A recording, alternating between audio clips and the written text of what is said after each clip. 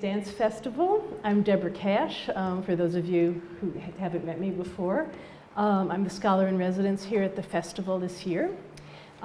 Before every Saturday performance, half an hour before, I'm here to give a little context, a little background of the work we're going to be seeing.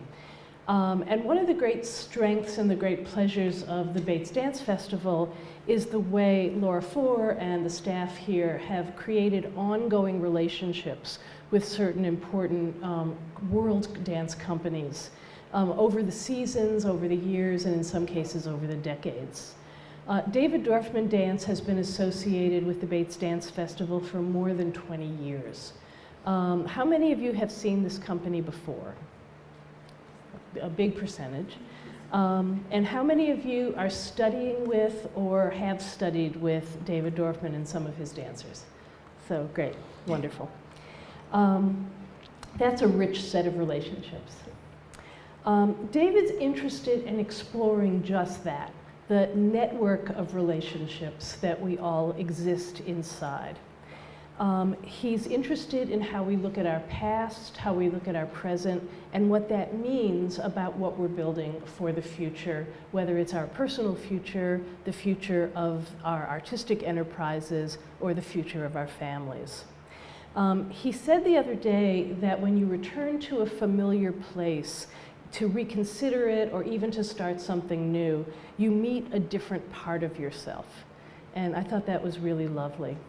Coming Back Again, the work you're going to see tonight, follows a trilogy of works that David's been developing over the last decade or so. That's a continuing exploration of the past. Many of the works have turned to radical solutions, have spoken about abolitionism before the Civil War with the story of John Brown, the underground piece, which is based on the Weather Underground and the radical terrorist organizations associated with the war against, with the fight against the war in Vietnam. And then Prophets of Funk, a much happier piece, which talks about the kind of radical joy and multiracial life of the band Sly and the Family Stone. So these are big themes, big moments of historic import. But what he's done in Coming Back Again is turn to something much more autobiographical, much more personal, something that, depending on where you are in your life, you'll connect to in different ways. David's 58 now. He's an established artist with a company, a job. He chairs the dance department at University of Connecticut, and Connecticut College, and a family, which is made of his wife, choreographer and dancer Lisa Race, who's teaching here this summer, and his teenage son, Sam. Midlife is a time to stop and think about what you're holding on to and what it's time to let go. And believe me, I see some nodding heads. I can tell you this is true. Not that that is easy. As you'll learn in some of the voiceovers of this piece, David's been more than a little bit of a pack rat. If you know David Dorfman, you would not call him exactly Zen. No? Some of you know this. He's not a Zen guy. Coming Back Again takes place in front of a dramatic sculpture that is more than a little hint about what's at stake in this dance. It's designed by installation artist Jonah Emerson Bell, and it's an amalgam of junk. Think perhaps of your junk drawer, think of a landfill full of things that people have dumped, or even think of the Pixar film Wall-E, where there's just all this junk all over the place.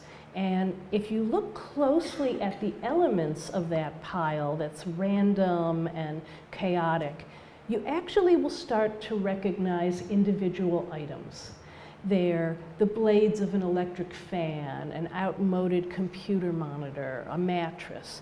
These are all things that served people in their day.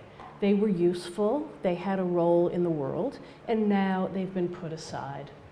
What happens in this installation is that they have been painted white and have a kind of textural ability to have things projected on top of them. What that means is that the context that they make is a kind of amalgam, that you're not really looking at individual things unless you look for them. They're a solid wall, and the edges of each item seem to blur into the next item.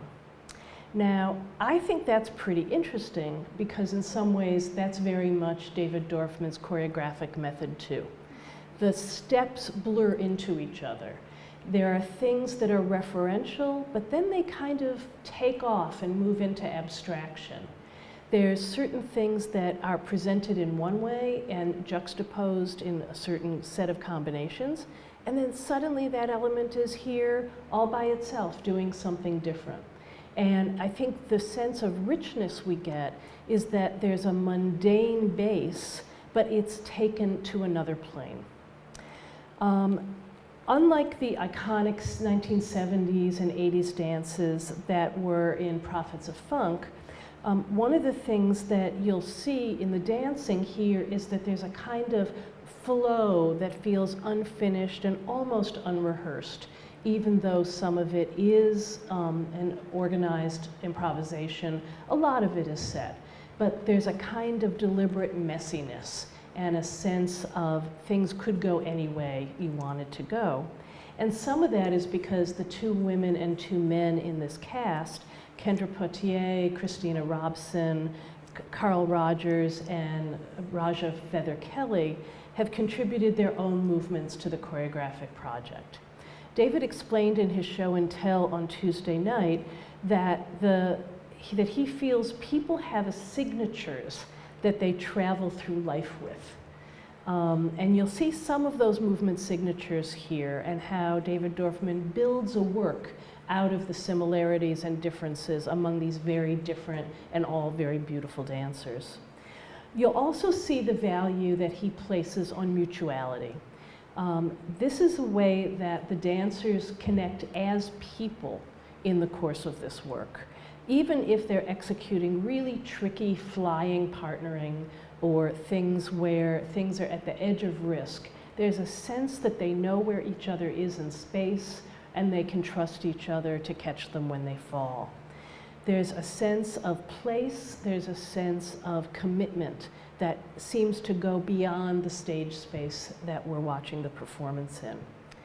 While the personal stories of David Dorfman's family and later the intertwining stories of the dancers' families are the engine of Coming Back Again, the work also thinks about the 90s and the punk scene. David had been interested for years in doing a work to the music of Patti Smith. And he envisioned a work set entirely to her work. That didn't happen, though he did get the rights to license one of her songs that is included in the score. Instead, most of the music you'll hear is by Benjamin Smoke, who was a queer activist and artist who opened for Patti Smith and her band when they performed in the Cabbagetown area in Atlanta. And they became friends, Smith and Benjamin Smoke, and he died in 1999. He was a distinctive singer, the kind of strangled tone of a Tom Waits, and maybe if Tom Waits had been a tenor, right? The chords behind the songs were pretty simple, but the feelings of longing, alienation, and loss were anything but.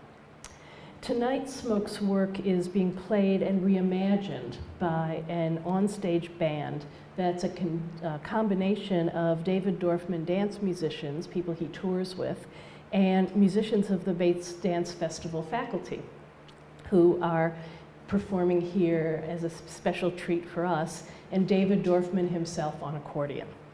The songs are mostly performed by Liz DeLise, who was a student at Connecticut College and who sings kind of like Janis Joplin in this. So you'll see how she conveys the passion behind these songs.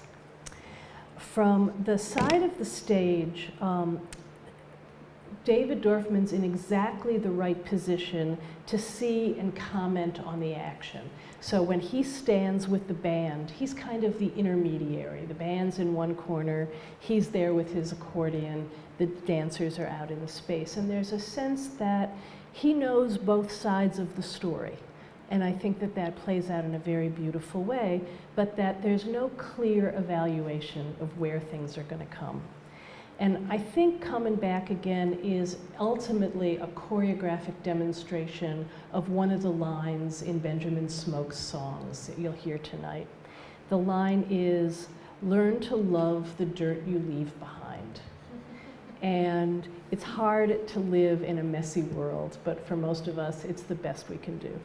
So enjoy the show.